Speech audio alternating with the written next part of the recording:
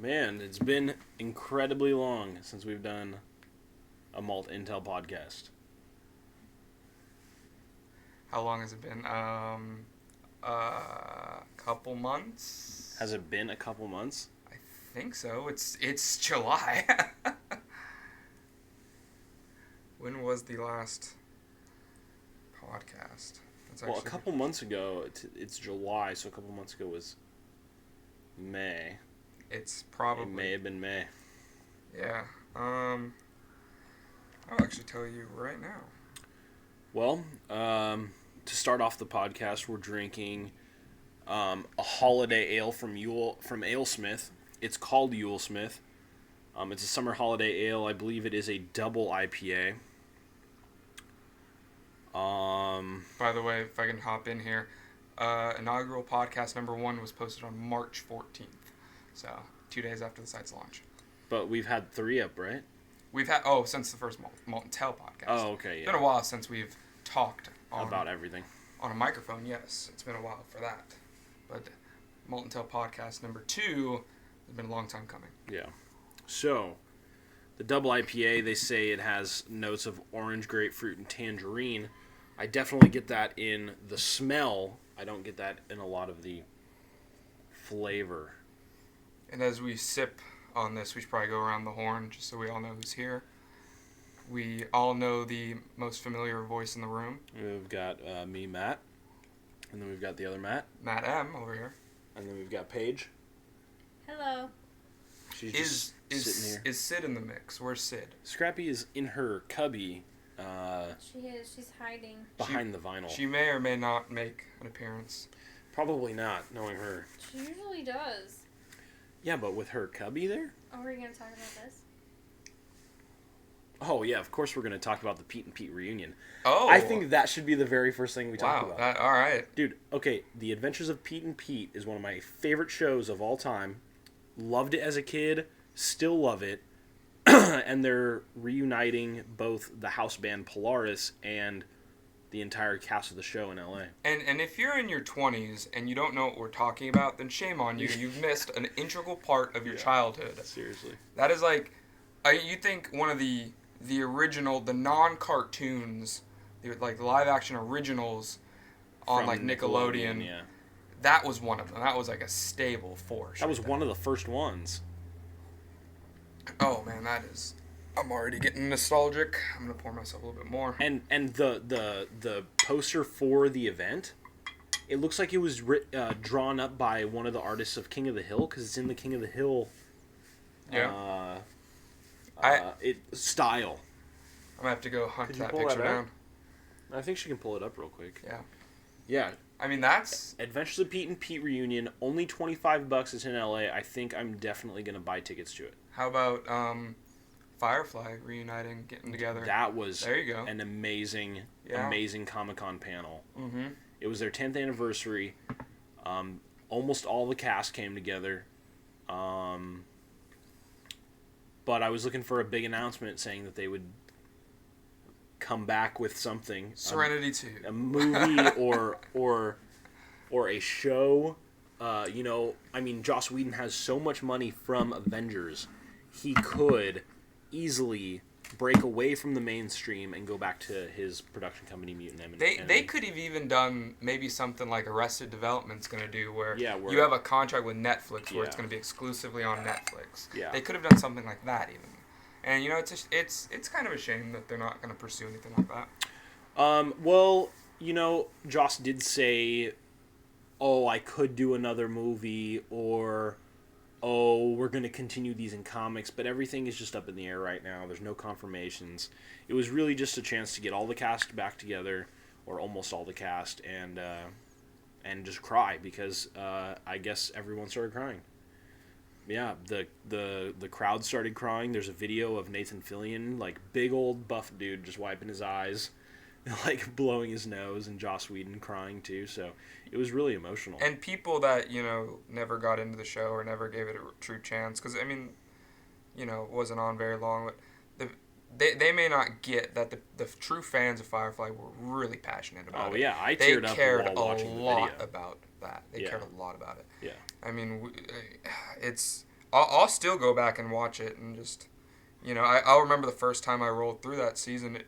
I was just so emotionally attached to all characters. Yeah, and it's incredibly crazy that Joss Whedon.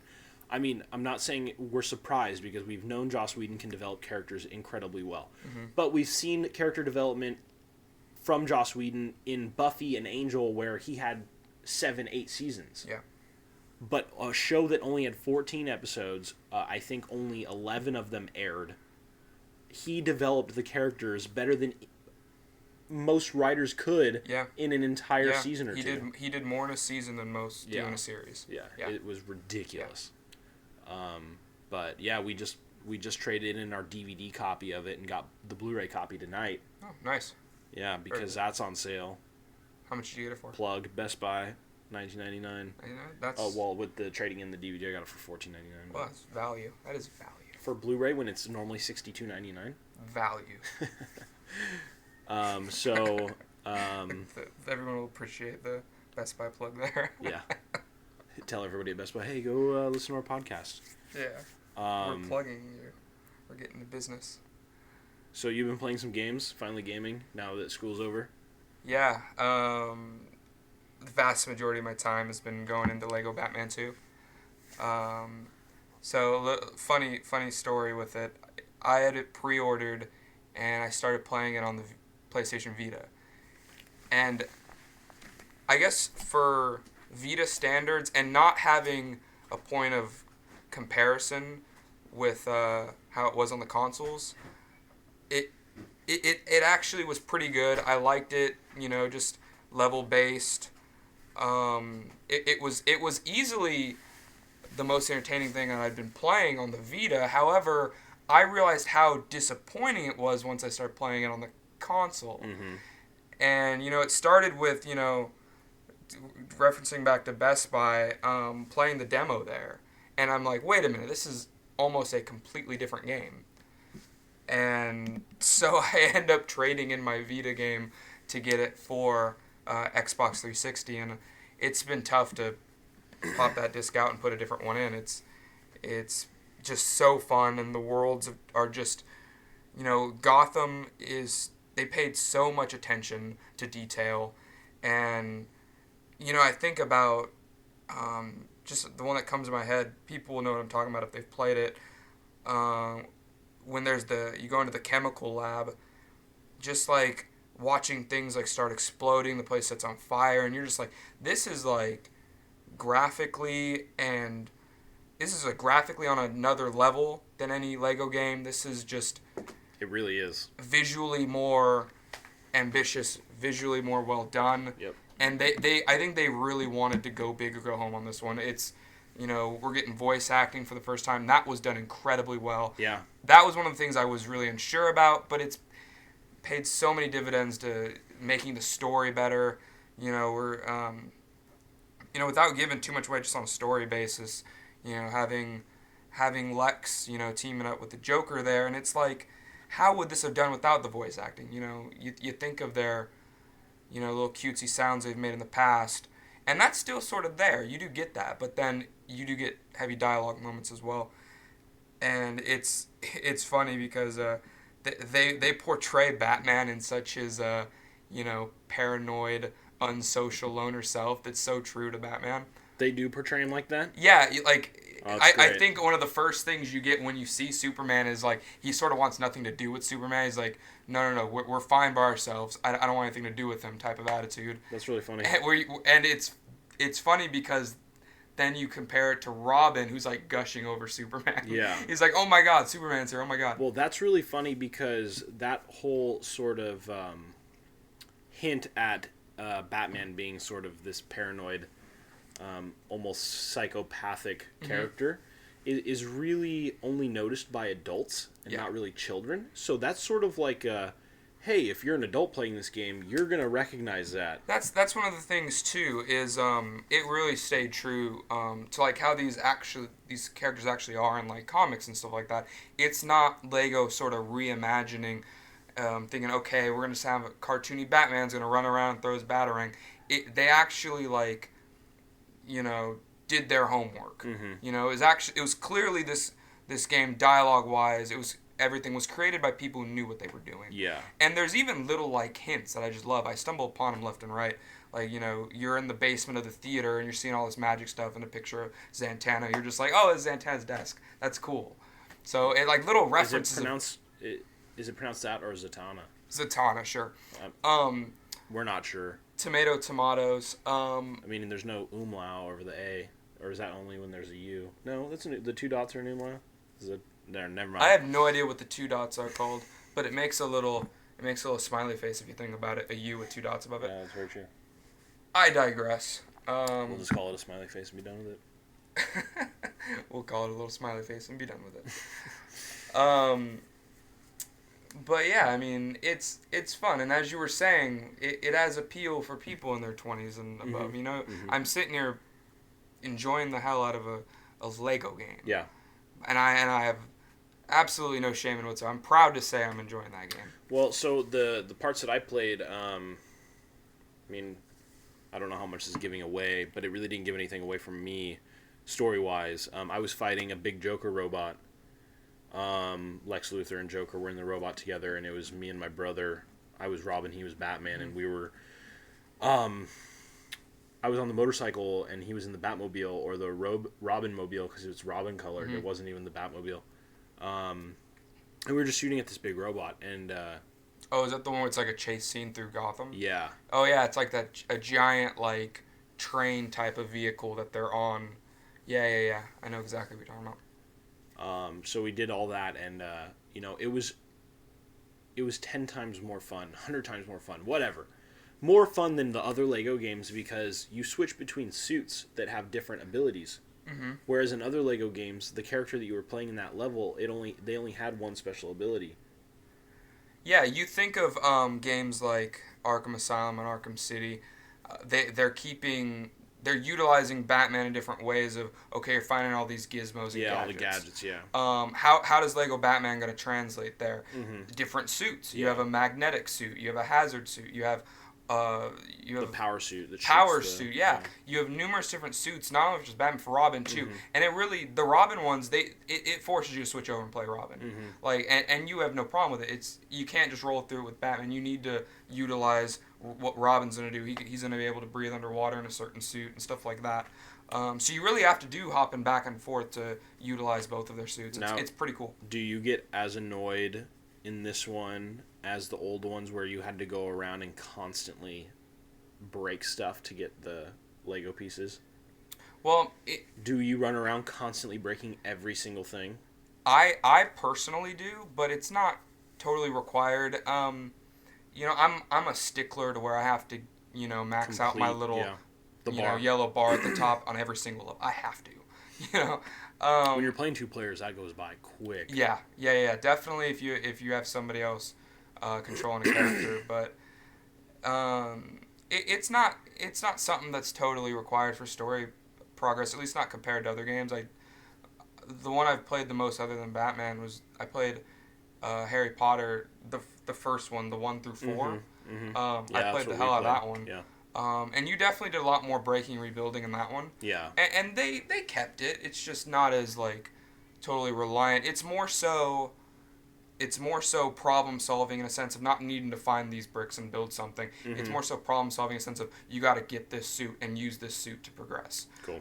And then switching up. You get into later levels where you're getting like 5 different types of suits even sometimes in a whole level. So it brings that element in it just to make it so it's not so repetitious. Break, rebuild, break, rebuild. Yeah. No, yeah, it sounds great. And when I do have extra time and extra money, I will definitely pick it up. Lego games seem to drop in price. Yeah. Pretty quickly. Yeah. It won't be at $49 or whatever it originally was for I think it's at $49. Yeah. But other than that, I mean, I've been breaking ground on Dawnguard too. Dawnguard's pretty fun. It's gotten me back into Skyrim. It's pretty dark, but I guess you have to be with this, you know, dealing with like vampires and stuff like that.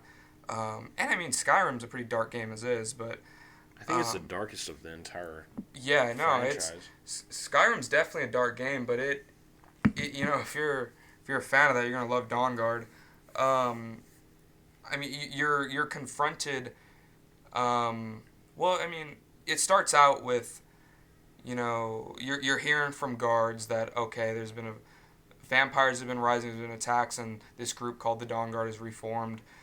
They want you to sign up, and so you meet the leader of the Dawnguard, and you get sent out on a mission to explore, a tomb, I guess, and that's when you start to uncover a lot of the vampire history stuff, and you actually meet up with somebody who kind of joins your party, you're teaming with. She is a vampire, and that's at the first moment where you're kind of somewhat conflicted as, I could possibly team with this person. And then you're given the choice whether to go vampire or go Dawnguard. I actually went Dawnguard, but it was something I found myself, game paused, sitting there like thinking about it for like 10 minutes. Well, okay. I mean, is it a big decision like it was when you played the missions for the werewolves? I forgot what they were called. But as you're doing missions for them, and their leader dies, and you start to really feel for the group and feel for the werewolves. So once you get to that point of having to make a decision whether you want to be a werewolf or not, it's an incredibly hard decision. Yeah, and do they do that? Yeah, definitely. You think there's that moment to where how they kind of structure. Like I said, you meet Dawnguard first. You've killed a couple vampires. You haven't really talked to any vampires. So you're on board with Dawnguard. You're cool. Let's fight these vampires. And then it's like, okay, well, we're gonna make this a really tough decision on you. Now you're gonna be talking to these antagonists and realize, hey, they aren't that bad. You're helping this girl out who it makes it all the harder decision that she happens to be hot. And now suddenly you're in there, Damn hot video game characters.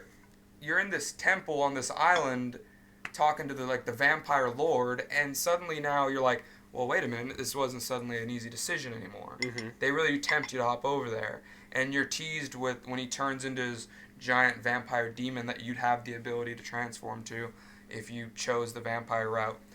And you just say, wow, that's awesome, I want to do that. But then you're thinking, wow, I'm going to be, more so than any other decision in the game, I'm really going to be going against the people of Skyrim. I'm going to be going against Dawnguard. Like, I'm really joining the dark side of the Force now. Yeah. So, ultimately I ended up sticking with Dawnguard because I wanted to have... If you stick with Dawnguard, you get to control these, giant warrior trolls, which seems pretty cool, too. But so my conscience kind of both sides. Yeah, definitely. And my conscience got to me. I was like, okay, I can't team with playing the bad guys. Skyrim is definitely, or playing all the Elder Scrolls games are very conscious based. You really start to feel for everything that's going on. And some of the best games are that way. I mean, it's really cool where you Except start really thinking these don't are. Give a fuck. And with Skyrim too, I was actually talking to my roommate about this. It's one of those games that you could, if you wanted to, just kill everybody you meet. Mm-hmm. But you don't. Yeah. It's a weird social experiment. You don't. Why do you do that? Because you're a good person in real life. You're not going to kill. You actually want to live your life somewhat good in Skyrim because you want to progress. You want to get some sort of fame in that game. You want to, live up to your potential. You're not going to go start killing everybody, but you would be able to, hypothetically. Unless there's a glitch like what I experienced. I experienced a glitch in the... I forgot what the town's called, man. I haven't played that game in a long time, but I'll play it once Dawnguard gets released for PC, which is the same time as PS3. But in the town, I escaped from the underground jail. Is that Riften? Maybe it's possibly Riften. I think it's Riften as the underground. It's like a lot of it's like wooden boards and you go. No, that's where the Thieves Guild is. Mm-hmm. I think that's Riften. Yeah, but no, this is another town. This is that really big, hilly city that's all made in, the stone. Okay. So you escape from the prison there,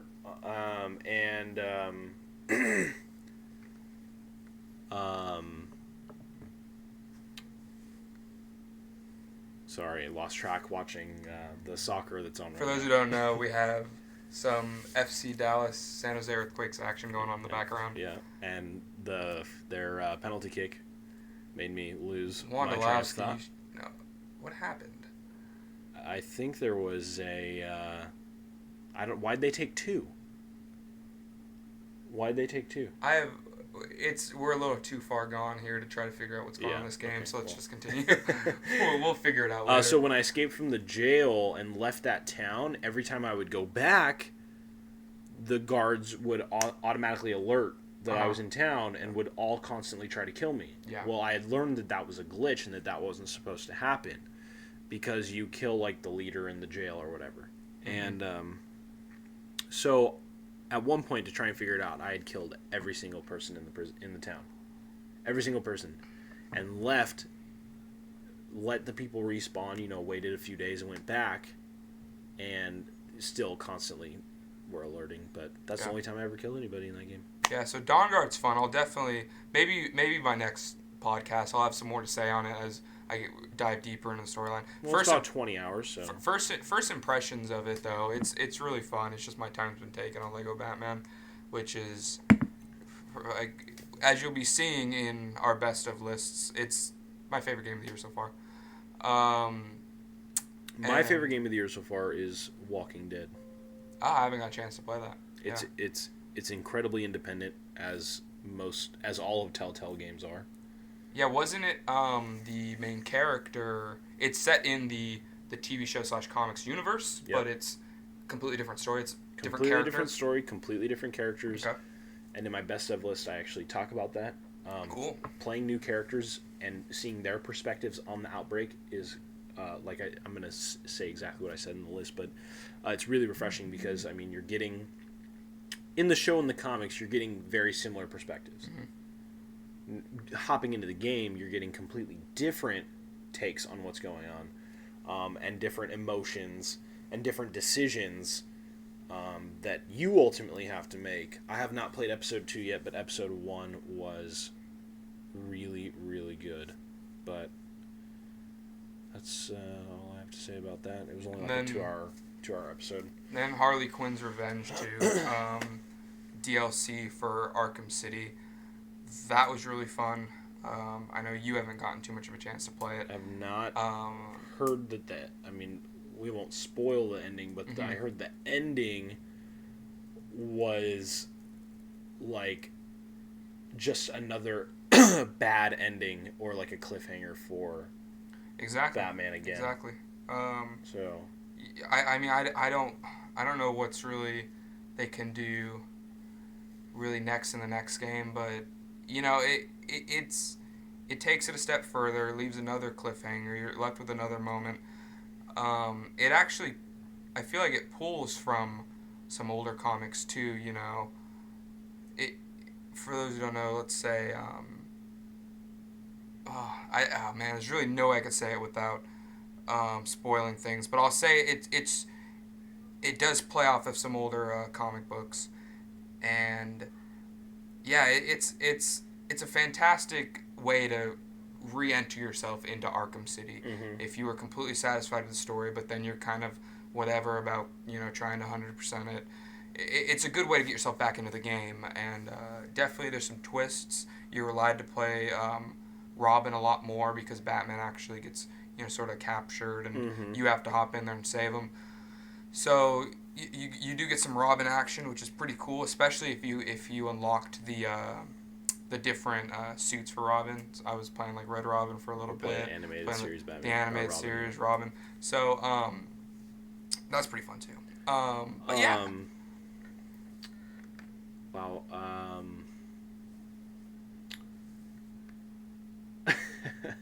Just completely lost my train of thought again. Oh yeah, didn't they announce at Comic-Con that the new Batman game by them is going to be a prequel? So we're not even we're not even going to get answers to the cliff. We're not like I do remember that. Like is Joker actually? Yeah, they wanted to go back to like talk about it. They wanted to go back to more like a golden age type, didn't they? Yeah. When Batman first met Joker. That's right. I completely forgot about that. They did mention that. That's a little strange considering how they left Arkham City. And they're still, spoiler alert to Arkham, close your ears. The whole is Joker really dead type thing. Yeah.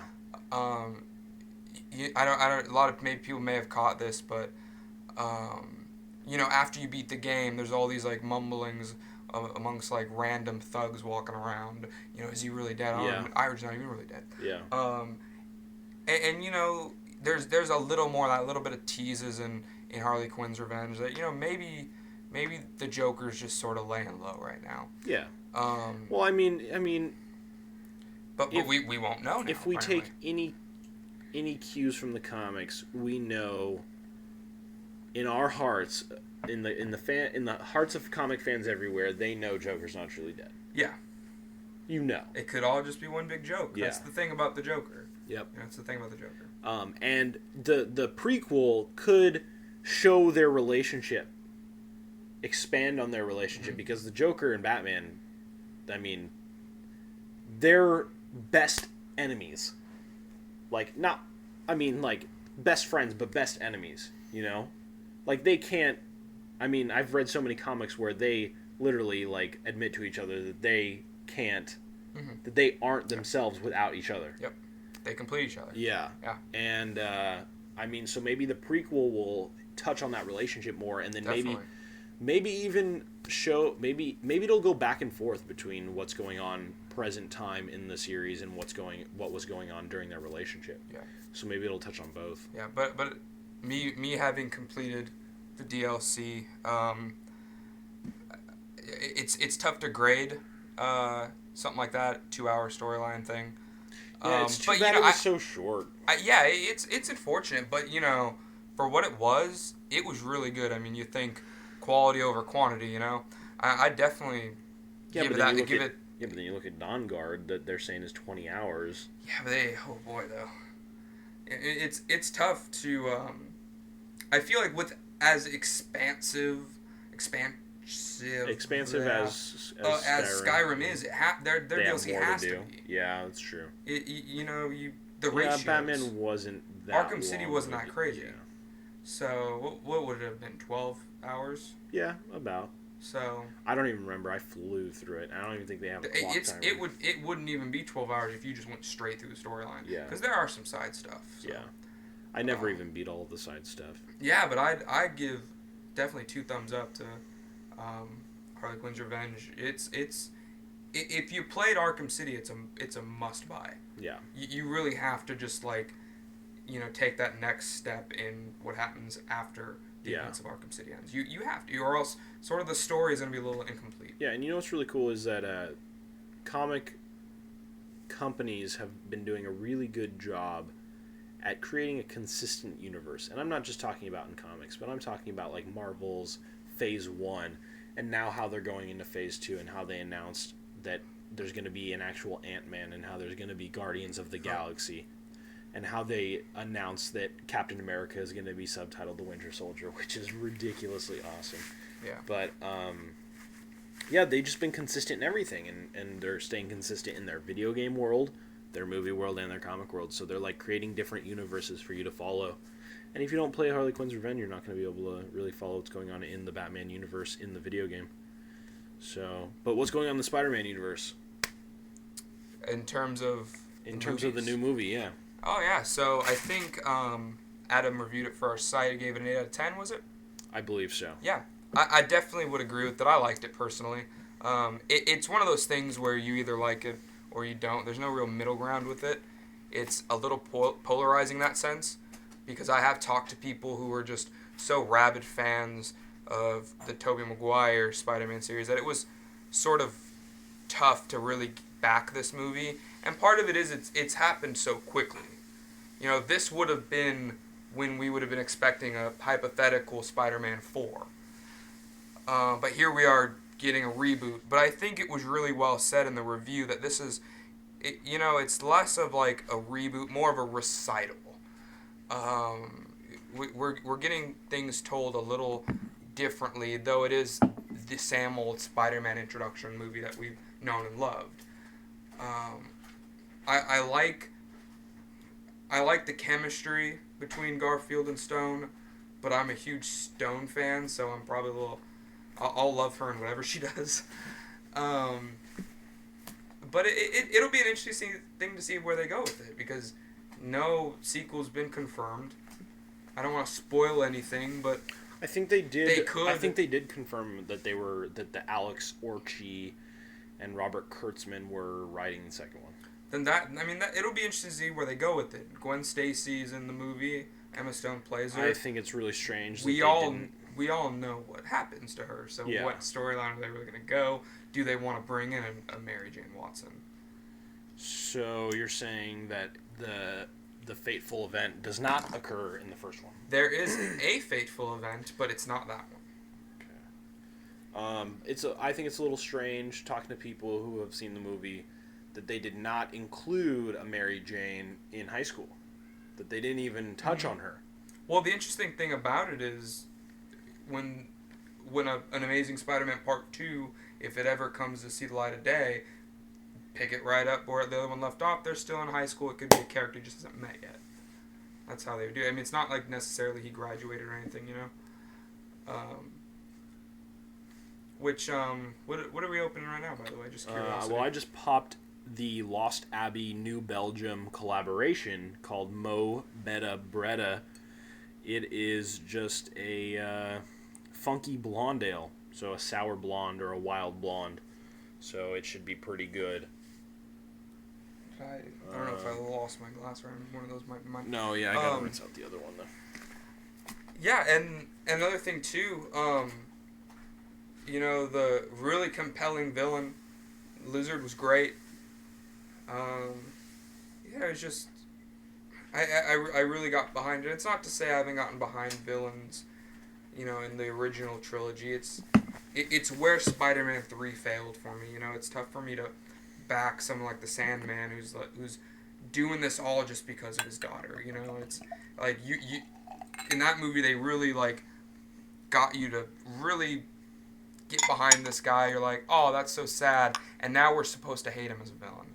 You know, it's really tough. But you know, here in The Amazing Spider-Man is a case of, you know, a character that's just so driven by this idea, what his science is working towards, and he just kind of goes mad and loses touch. It's a little different than, oh, I'm going to destroy a whole city because my daughter has cancer and I can't afford it. It's a little different.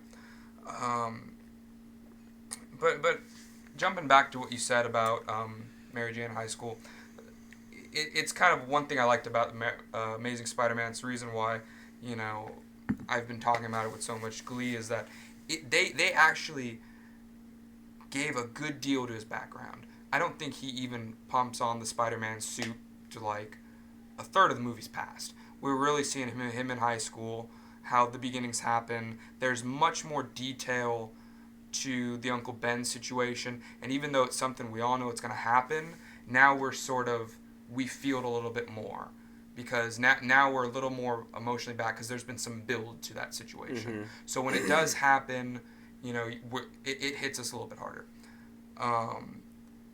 But there's also some, you know, lines where things overlap, though. You know, I think my brother was the one who pointed out that in the Uncle Ben scene, it was sort of like the exact scene, but in a different scenario. So there are times where, you know, we think, man, this reminds me so much of that. Of the Sam Raimi original ones. Yeah, but it's still a different movie. It's just we're seeing different faces and stuff like that, and I like how they have him go through the wrestling, and Uncle Ben gets killed for the same exact reason. Well, he doesn't go through the wrestling, but it's kind of teased because he gets the idea for wearing a mask because he actually falls through a roof during like a fight scene and lands in a wrestling ring, and he sees like a masked guy. So there is never actually a wrestling scene, but it is sort of referenced there. And what I meant by the Uncle Ben scene was, you know, there's sort of like What's my favorite Rice Parker? Uncle Ben's. That's a funny that meme. that is a funny meme. And he's got that crying face, the Tobey Maguire crying face, which we'll be sure to throw a picture of that up on the video when we post this. Or just the entire meme. Or why leave anybody out? We all want to be getting these references.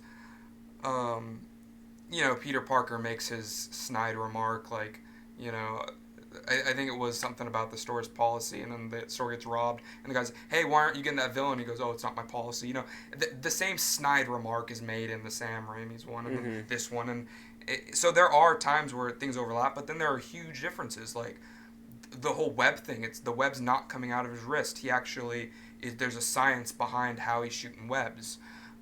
And that's part of this whole background thing that I really liked in The Amazing Spider-Man, and not too much attention to detail was paid in the originals getting up to his Spider-Man suit. I think it feels like it happened more quicker in that first movie. Now, I understand that it's the webbing thing is supposed to be more realistic, because I believe it's coming out of a machine or something. Yep. It all sort of ties now, does back. that happen in the comics? Well, there's been a couple different. Well, I know it's done more like the original trilogy. It's done like that in the cartoon. I know that for sure. There's no real technology in the cartoon. Now, in terms of the comic, there have been a couple different origin stories. I do believe like the original one though, there wasn't like a science to it. It was like he has an unlimited amount of web he can shoot. Now, there have been old stories told to where it's taken that turn where, you know, he's using like a wristwatch and he's shooting web out of that way. I mean, you know, we want, as comic fans, sometimes we want different takes on the story. So are they just trying to make it as realistic as possible in the Spider-Man universe? I think so. I think what they wanted to do in this movie is he gets bitten by a spider, so he's getting the sort of the stick to wall, climb walls aspect, and he's getting some really good strength, really good reactions. Stuff like that, but he's not, you know, anything as ridiculous as having an unlimited amount of web producing out of his wrists. That part was actually, a lot of it's tied back to his father's work that he did as a scientist, which is another thing I liked. A lot of backstory on his father. He worked for Norman Osborn. Yeah, and the work that the father did with the character that Dr. Collins, who ends up being the lizard. They actually were making this technology, using these spiders to make this webbing that this little teeny tiny pellet could produce, you know, just yards and yards and yards, like football field lengths of this web that can be used to, like, you know, haul trains, pull planes, stuff like that, this super strength web. And he gets his hands on a bunch of this stuff and is using that sort of in his transformation to be Spider-Man. So, yeah, the whole shooting wrist web stuff, that actually refers back to the work of his father, which was done pretty cool. I like that they did that. And then the middle credit scene. Oh, yeah. Is supposed to be incredibly cryptic. Yeah. Because nobody has been able to really figure out who that is. So, I have my opinion. Who knows if I'm right or not, but I think it's Norman Osborn. That's what people were saying. Yeah, I do think that was my first initial thought. And I've seen the movie twice now, so rewatching that second scene. And was that his dad that he was talking to? No, because he was talking to Collins. Oh, he's talking to the lizard dad. Yeah, you're right. Yeah, because he had the one arm. You're right. Another theory was that... But he's talking about his dad. That the dad was talking to Collins. Because the whole thing is, we don't truly know what happened to that. That part never gets really expanded upon. And it's not a loophole. It's not something they missed. What it is something they're gonna touch on later. In the credit scene, it straight up says, so he didn't find out what really happened to his father, right? That's pretty much what Norman Osborn was saying. So now, like, oh wow, so the company that the dad was working for, if that is Norman Osborn, sort of had a play in the dad's downfall. So do you think Green Goblin is going to be the second villain? I don't know, but I think it's probably, if that is Norman Osborn, it's been determined that he's going to be a huge factor in the next movie. It may be a different villain, but we're definitely going to get more introduced to Norman Osborn. Yeah, because he was referenced in the movie a lot. The whole thing, mixing of genes, animal genes with human genes, that whole thing that spawned the lizard was from because Oscorp. Well, it's at Oscorp, but they were trying to save Norman Osborn's life. Okay. It's referenced in dialogue like, Norman Osborn's dying, he needs you to speed this work up, test this on humans. And Collins becomes his own self-tester, and that's how he becomes the lizard. So, Yeah, he's referenced a lot. So then now we're seeing him as a shadowy figure in the after credit scene. Now, I mean, I've heard that it does satisfy the needs of comic fans when they go to see a superhero movie, but when I look at it, I sort of see an indie remake of Spider-Man, sort of like, let's draw in as many people as possible because it's got Emma Stone, Andrew Garfield, and it's got this indie generic tone to the entire thing. So here's how I see that. Well, the director was 500 Days of Summer director. There you go. and he directed teeny bopper music videos back in the day. Jesse McCartney, no doubt. Just bands you would not think that the director would move on to direct a Spider-Man movie. Yeah. So are they trying to access the mainstream as much as possible? There is a sense of it being as modern as you can go.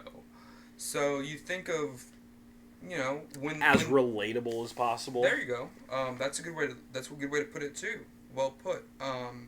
As I think of it, when Spider-Man comics first started telling the story, completely different day and age than what we live in now too. Even if you compare it to Spider-Man 1 from that trilogy, it's still not completely modern. We're not seeing like huge use of cell phones. We're not seeing huge uses of computers. Even in the Oscorp work, stuff was going there. We even see hints of like what Tony Stark would do in Stark Tower, where he's pulling up these huge hologram data stuff, and there's stuff even like that. So this is a really, really more modern take on it. Okay. And that can be seen as, okay, so it's more of a modern high school. Peter Parker has a skateboard. Okay, that's fine. You still have to convince me, though, that he's still that nerdy Peter Parker that we all know. Clearly, he's not in this movie. He's not a complete book nerd. Yeah. He's not having his pocket protector, anything like that. He's walking around with a skateboard, but we're seeing him being bullied because he is kind of like, compared to, I guess, the bully, a punier kid, walking around with his camera. It's less like book nerd Peter Parker, more like photographer Peter Parker, which like hipster Peter Parker. That might even be a good way to put it, because he is wearing skinny jeans. He does have a skateboard, and he does have a gnarly hairdo. With great hair comes great responsibility. Which actually, so I do think Sid's made an appearance. Sid has great. Finally made an appearance. I'm glad Sid's here. She should be a villain in like Spider-Man or something. She's angry, and she loves to eat spiders. All her skin could be a weapon. Yeah. You have the hiccups. Yeah. You've been drinking way too much. It's like Barney from The Simpsons. Just hiccups and burps. I don't know. They just hit me. I don't know why. But yeah, I think, okay, hipster Peter Parker, but it's the idea though behind it. I can see it. It's they want it to be modern. They want teenagers to go in and watch that movie and sort of feel like it's sort of relatable. They want to be that. Yeah, as sort of a more traditional take. But that's why I sort of loved Sam Raimi's first Spider-Man so much. It's classy. It stays true to the personalities of the comic book characters. Tobey Maguire's Spider-Man was that pocket protector nerd who couldn't get any women, who was always getting beat up, who would eat alone at lunchtime, who read comics, and once he got the ability, it changed him. Yeah. But I heard that Andrew Garfield's Spider-Man, he's snarky and sort of confident from the get-go, which is a little out of place. I think he's sort of in that, gray area, that floating little area where you're not quite that outcast loner, yet you're not quite that popular kid at school. You're sort of just that guy in the crowd. And I for whatever reason they chose to do this, they didn't want to portray him completely as this just, pocket protector nerd. They want him to seem like your average Joe. But he does have nerd qualities though, because I mean obviously he's wearing like the glasses and stuff like that and getting bullied at school. But and he's a genius. He is. Yeah. And he's sort of been raised by his father's knowledge. That's always been known that Peter Parker is a genius. Yeah. So they stayed true in that regard. It's not a complete average Joe. I just think the spotlight wasn't on it. Well, and to interject real quick, just get this point in. Another way they want to make him modern. I mean, he's wearing skinny jeans. He's a skateboard. He's actually first part of the movie. Andrew Garfield. Up until he really starts getting into his dad's research, he actually wearing contact lenses. You actually see him. The glasses he wears is actually his father's glasses. He finds his father's glasses, takes out his contacts. So here we are, Peter Parker, not a complete nerd, wearing skinny jeans, has a skateboard on his backpack, no glasses. So it is kind of a different take at first. You're just like, wow, this guy's Peter Parker. Yeah. It kind of goes against what we traditionally know. They kind of wanted to make their own little Peter Parker right there. A little more of a modern one. He's on his cell phone. He's on his computer. He's using Bing. The fact that he used Bing might be the only real unrealistic thing about the movie. Even more so realistic than Lizard. We just had a plane fly overhead, right? I don't know. That was pretty low. That was pretty crazy. Yeah. But it is pretty modern. I really think they just want him to fit into that hipster sort of. You're not popular, but you're also sort of popular. You're cool. Being smart is cool. And being slightly nerdy is cool. The way things are right now. From somebody who hasn't seen the movie to somebody who hasn't yet, has seen to somebody who hasn't, I would say just don't let your impressions of Andrew Garfield going into the movie, what you've seen so far in like trailers or pictures, don't let it completely write it off, because you do have to kind of see how he is in school, how he acts, how he gets bullied, before you can decide whether or not you're buying into this character. Well, man, I mean... Judging from, what you may have seen going into the movie, what I saw going into the movie, it's tough not to write him off. You really have to just say, I'm not going to go into any opinions, I'm not going to go into any expectations, I'm going to watch this objectively. Yeah, well, I mean, I sort of had opinions of Emma Stone. Like, a lot of people think she's really attractive, and I never used to think she was really attractive until I saw her in the trailers for Spider-Man, and I was like, wow, she is really hot. Yeah, and oh my god, her eyes. They make her eyes look amazing. There are scenes where it is up close on her face, and her eyes are wonderful. And she's incredibly blonde. Just really hot, but I never thought so beforehand. Yeah. So that's just sort of along the same lines of given. Yeah, they've sold you on that regard. But I may just wait until Blu-ray. I'll say this just to wrap it up though, because I have been talking about it, but I do like it. My only true objection with the story. Not a single thing about him working for like the Daily Bugle, whatever that newspaper was. Yeah, Daily Bugle. So they not never. Not a single thing, and I'm hoping. But he's in high school, so he doesn't really have a job yet. Well, why can't a 17 or 18-year-old have a job if he's like a senior in high school? Yeah. Why can't he? That's wasn't true. He in high school wasn't he like a senior in high school in the first one? No, it was after he graduated. Because there's no school locker scenes. So. Well, there is. He has the first fight with his Spidey senses. And then it shows him graduate, I believe. And then after that, he gets the job as a photographer. Yeah. Or he doesn't get the job until he takes pictures of himself as Spider-Man and sells the Spider-Man photos. So there's nothing on the Daily Bugle, but they can leave that open for a second movie. Yeah. Well, I think they're leaving a lot open for a second movie. Also, what I wanted to say is that a lot of people on the internet have been like, are they setting it up to... drag him into the Avengers? No, they're not, because it is not owned by the same film company. Sure, it's still Marvel, but Sony Viacom owns Spider-Man, and I believe Paramount owns all the other ones: Captain America, Thor, Iron Man, and then I think also Sony owns X-Men too. So no, they're not going to bring X-Men or Spider-Man into the Avengers, but from what I've heard, they have people constantly working. They have lawyers constantly working on trying to get those properties back. Yeah. So if they ever get if Paramount ever gets the Spider-Man property back, we may see another reboot to bring him into the Avengers. Yeah. Which would be incredibly interesting, but I think I would really dig how that studio does it because they've stayed really true to all the comic adaptations. But For sure.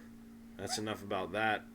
Quick thing about you saw Abe Lincoln, you saw Magic Mike. Magic Mike was mediocre. He I went thought it was awesome. Oh man, I will say this: Penises. the storyline bad. Channing Tatum's abs phenomenal.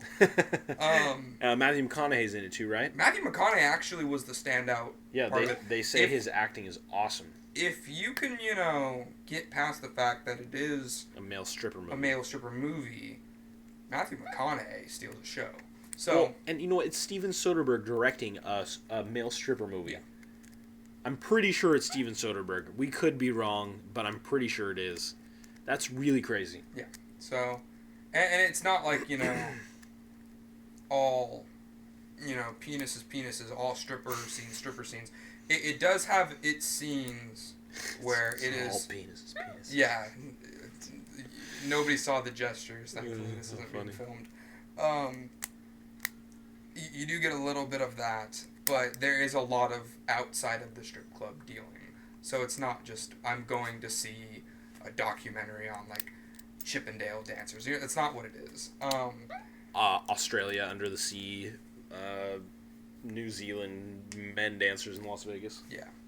So it was okay. I mean, I didn't go to the theaters intending to see it, but ended up seeing it on happenstance. And he went by himself.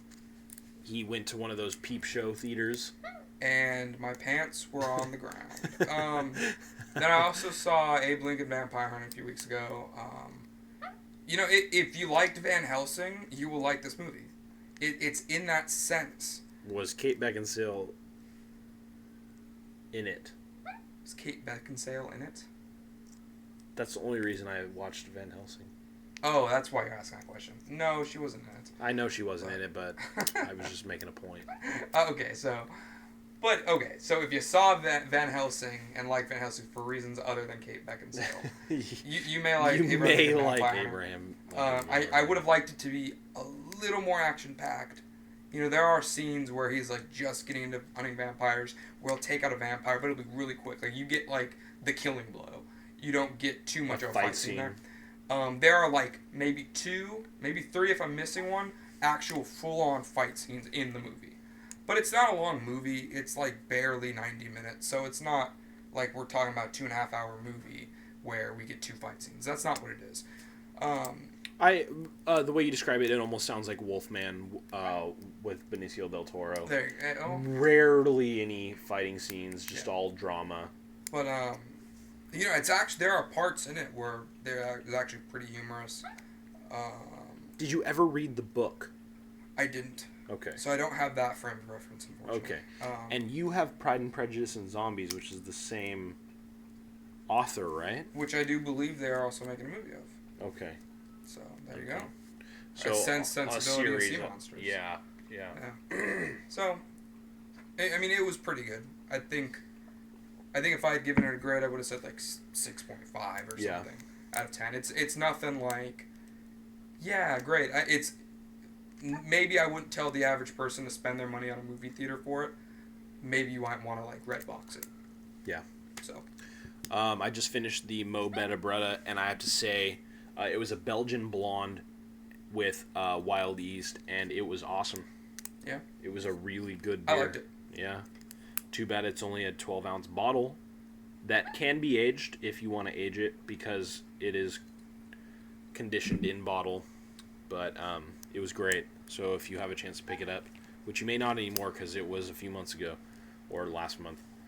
But so those are the movies I've seen lately. Those are the movies. Comics. Well, we haven't talked about annual number 2. No, annual number 1. Or annual number 1, rather. I confused you with Batman Incorporated number 2. Oh, yes. But yes, that's why I've written down number 2. Batman annual number 1 is probably next to what I think is one of the best. Also, Batman Incorporated #2. Batman Annual #1 is probably the best Batman book out this year. I was really surprised on how much, like, I mean, you had told me, okay, it's a new take on Mr. Freeze. Yeah. I was surprised on how much I liked it. It was really good. The stuff with his mother, it makes you even at the very end where he puts so her through the sad. ice. So sad. Gosh. Spoiler alert for anybody who has not Spoiler alert. read Batman Annual #1. Well, I mean, that was even so sad. Even so, what I literally just said, it's about the dialogue. It's about everything else leading up to that point. I didn't ruin reading it for you. Like, you sit down and read it. And you will enjoy every single page. Yeah. So. And the artwork from I think you pronounce his name Tynion or Tinion, the fourth he's an amazing artist. Yeah. Really good, really realistic. Not your usual comic book style. Just very detailed. And gets the tone completely right. As you flip through there, just random question: do you have a favorite artist? I think it's Frank Quitely. Yeah. Okay. Frank Quitely is amazing. He has this strange. It's completely cartoony yet incredibly detailed and an almost realistic cartoon aspect. I have All-Star Superman, which he did, and I have his complete run on like Batman and Robin. And he is just an amazing artist. Yeah, I do love his work. I'm maybe this is a cliche answer, but I'm a big Jim Lee guy. Well, Jim Lee is awesome, and he's classic. and it's mainly because like if I'm gonna say like if I'm gonna go one graphic novel that I'm just gonna pick and I'm gonna stick with it, I'm gonna hug it and sleep with it, and I'll put it under my pillow. It's Hush. That's what it is for me. And I have never read Hush. Oh wow. I've never read Long Halloween either. Oh, you haven't read Long Halloween either. I have to let you borrow that. Wow. Long Halloween is phenomenal. Well, yeah, and they get their influence for Hush. Oh my gosh, with Batman and Superman. They get their influence in the Batman the Animated Series for Catwoman from Long Halloween, right? Mm-hmm. Okay. Yeah. And I don't remember if I think it was Slash Film that made this observation, but actually so Dark Knight Rises, Joseph Gordon-Levitt's character named James Blake, I do believe. Yeah, Blake, yeah. I think he was a character in Long Halloween. I don't know if it was Long Halloween. I thought it was. I could be thinking of something else, but yeah, that's definitely Joseph Gordon-Levitt's character. At least the name, has been done before. I don't know. It's been in a sense of he was only referenced once ever in a comic, and I don't know if it was Long Halloween. But it wasn't in the sense of him being a cop, though. So it's kind of like they picked a familiar name. Well, not even familiar name that's been used in DC before, but it's sort of giving a new life to James Blake. Which, what time is it?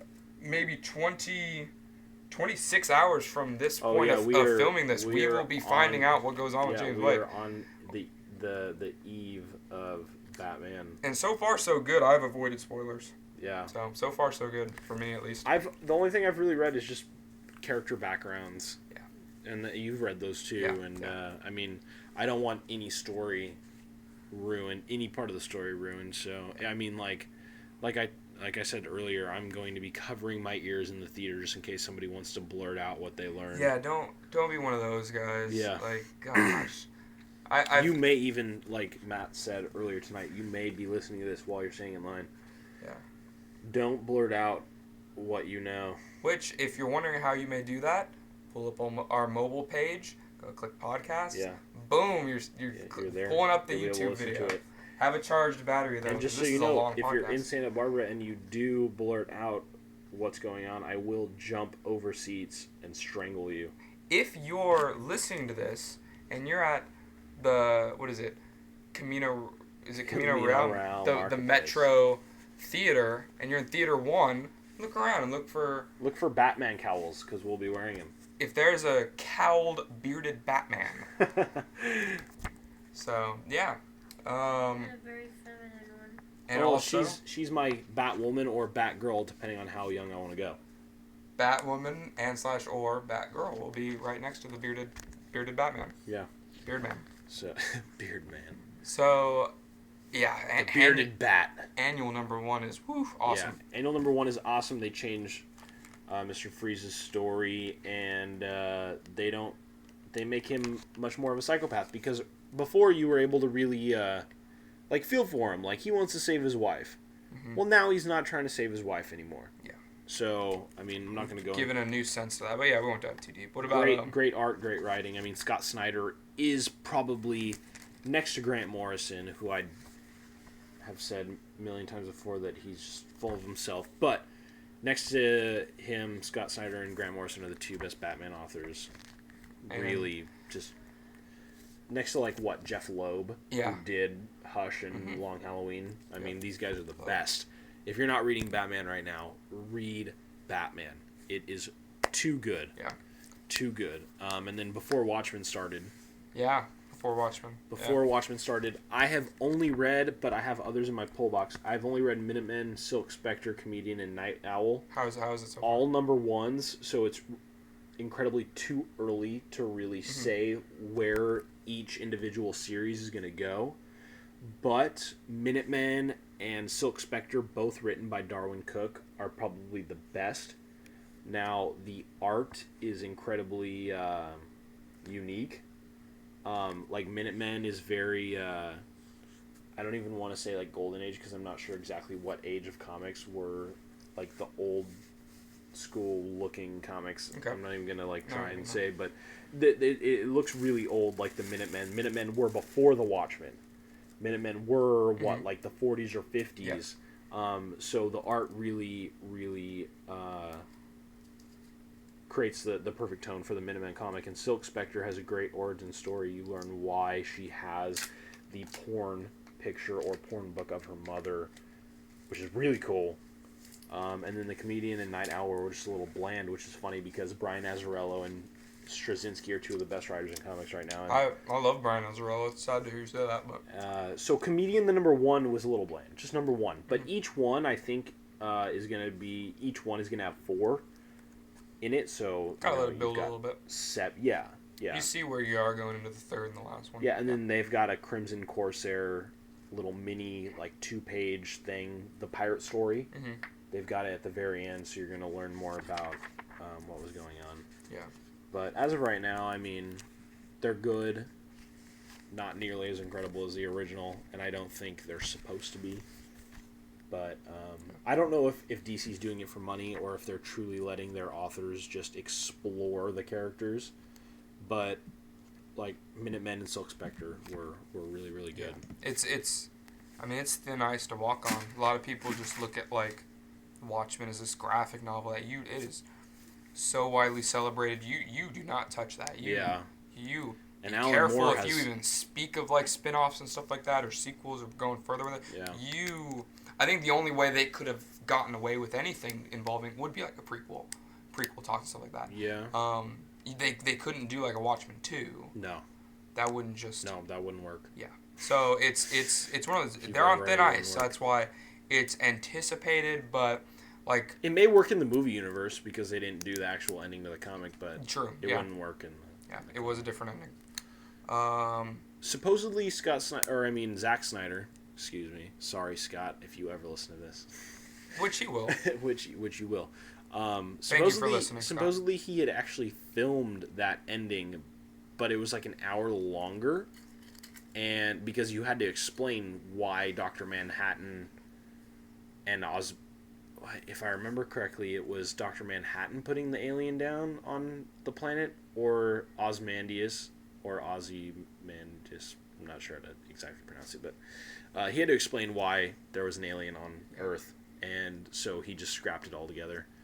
But supposedly there was supposed to be a complete cut of it that had that, but I don't think it ever came to light. I would have liked to see that 4-hour movie with the alternate ending. Oh yeah, that would have been sick. It would have been awesome. Yeah. But I literally read it once years ago, and I haven't read it since because my friend, when the movie came out, he borrowed my copy of it, and I never got it back. So I've been looking to get the individual issues just to add to my collection, but they're like $100 for all 12 issues. I mean, which isn't very much considering how popular and big that series is, but I don't have $100 to spend on it. If you have it, it's money well spent. Oh yeah, definitely. Yeah. Then we sticking to comics, we have an Earth 1 review coming, right? Batman Earth 1. Yes, Batman Earth 1. The Earth 1 series is just origin stories for all of the different DC characters. I believe they're working on like Green Lantern next, but they started with Superman. Straczynski wrote the Superman, and now Jeff Johns wrote the Batman, which I don't believe Jeff Johns has ever had a chance to write Batman before, but he does a great job. There's going to be a full in-depth interview. I mean, not interview, but a review. It'd be cool if we get a Jeff Johns interview. That would be awesome. That would be pretty cool. But a review in the next couple days. Yeah, so definitely going to look forward to that. And definitely this time, not like the past podcast where we've said we're going to do stuff and then not do it. Yeah. But, Earth 1 is too good to pass up. Sure. So, I mean, before we wrap things up, anything else going on in our lives? I mean, you guys went on a nice beer trip. How was that? Yeah, we went on a beer road trip up through Northern California into Oregon and some of Washington. We hit Lagunitas Brewing Company. We hit Russian River Brewing. We hit Sierra Nevada. Then we hit Rogue Brewing and all their different public houses in Oregon. And then we swung back down and hit Marin Brewing Company, which, by the way, right away, their beers are not consistent with their descriptions, Really? which is really bad. Their IPA was advertised as a really big hoppy ale, right? I mean, but it was complete malt.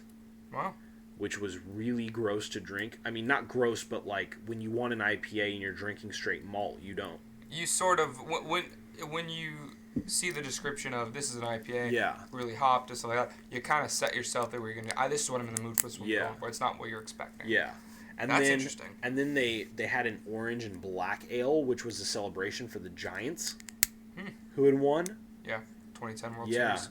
Go Giants. And they advertised that as a black IPA with tangerine rinds, or like skins I get in the there. concept, orange and black there. Well, it was a smoked porter. What? It tasted like a smoked porter. Huh. Not a black IPA with tangerine skins. Wow. Somebody like mix up the labels? I it's have like that. no I feel idea. like that's so crazy. But It's that's so an interesting off. observation. Yeah, that is. Wow. And their food wasn't very good. Just overall, This is Marin Brewing Company. How could you? And we see their beer all over here in Santa Barbara. So I'm interested to try and pick up a couple bottles and see how it is bottled. Because they don't, at the actual restaurant, they brew the beer there for what's on tap, not what's bottled. There's a separate brewing area for them where they brew for what's going to be in bottle. So I'm interested to see if the consistency isn't very good. Wow. And then we went down to Santa Clarita, our hometown, and ended the trip at Wolf Creek Brewing Company. So we got to go on tours at Lagunitas, Sierra Nevada. Just those two, Lagunitas and Sierra Nevada. We were going to go to Rogue, but we were too tired. We just wanted to go get to a bed somewhere. And Russian River is literally a tiny restaurant with a tiny brewing area in the back. It's small. It's for crazy to for think what they put out. That's Russian River. Yeah. Like they are like the juggernauts of like the West Coast brewing. Oh yeah, definitely. Wow, and it's like. Well, juggernauts of West Coast brewing, I would say, is like Stone or Sierra Nevada, but they are like the cult. Oh, the cult. Good way to put it. They are actually, that's a good way to put it. The quintessential cult brewing company. Because like everyone knows who the Pliny's, how both younger and older, how they're sort of just longed for. People will reserve this when it pops up. Oh, and we're planning our trip up there for February or March. Yeah. To get up there to have Pliny the Younger, yeah. But everybody knows Sierra Nevada and Stone. But like if you go somewhere in the Middle East, of the United States, the Midwest, not the Middle East. But if you go to the Middle East, nobody's gonna know Russian. I didn't realize there was a Middle Eastern United States. All the Muslims and Islamic, they won't know who Russian River is, but they'd know Sierra Nevada and Stone. Yeah, it's true. It's almost like something like Sierra Nevada, and maybe I'm just saying this because I don't want them to go east, but they're going east. They're going east. They will soon, if they're not already there, they will soon be about as macro you can go to still be a microbrewery. Oh yeah. Like they're gonna be eventually. Them and Sam Adams are incredibly close to almost macro. They're status. walking that fine line. Yeah, definitely. They really are, but they still don't own. I mean, craft brewing is still like less than 10% of the market share or something like that, which is still incredibly crazy. But it's growing, which is great. It's growing. So our trip was awesome. Tried a ton of different beers. We actually got a tasting flight at Russian River of every single beer they had on tap, Nice. which was 18 different beers. And then I got a growler. I was going to get a growler of Pliny the Elder and just, like, take pictures and, like, rub it in everywhere I went. Like, I've got a growler of Pliny the Elder, but I didn't. I got their new pale ale that's called Row 2 Hill 56, which was great. It was just brewed with the Simcoe hop. Really, really good. A bit peppery, bit sweet. It was really good. Yeah. But other than that, we were gone for 10 days. I'm still tired from the trip.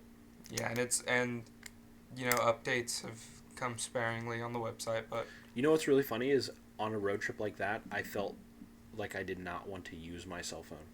Yeah. Like I didn't care if it died. Like I just wanted to be out there on the road, drinking beer, not caring about tweeting. I rarely checked my Twitter, maybe like once or twice. But there were some good updates though. We threw some pictures on the thing. So yeah. There were some cool. some good twats. Some twats. And also, I obviously had to follow Comic-Con because it was going on at the same time. Yeah, that's the other thing too. You're paying attention to this beer road trip. Meanwhile, Comic-Con was going on. Yeah, Comic-Con was going on at the same time. Yeah, but now you guys are getting settled back in. We will get rolling. Getting settled back in. As we said earlier.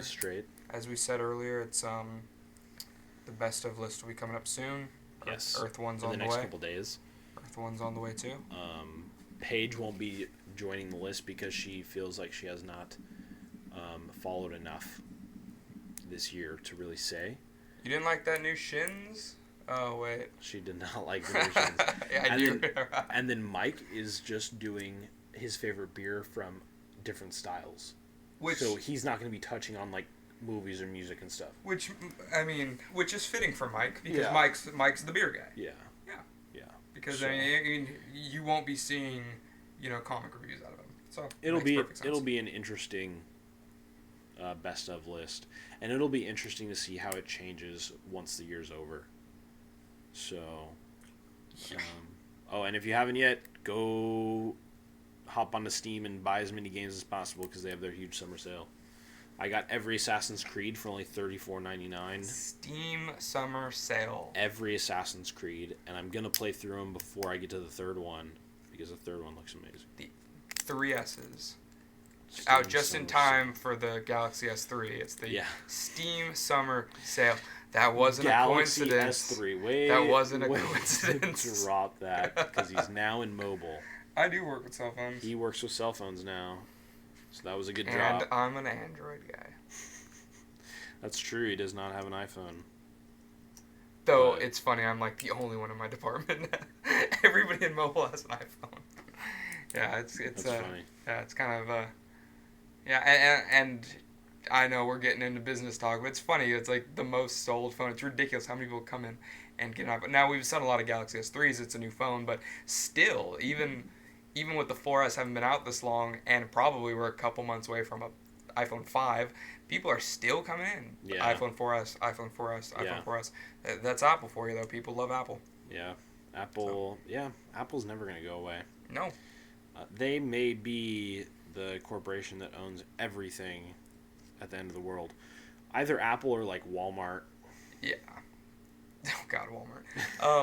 I I'm not a huge Apple guy, but you know, it's good to have a competition against Android because they'll battle each other. Yeah. You know, it's only gonna mean, you know, better products for us. Yeah. Yeah. So. And then watch for the Baroness review. That should be up in the next couple days.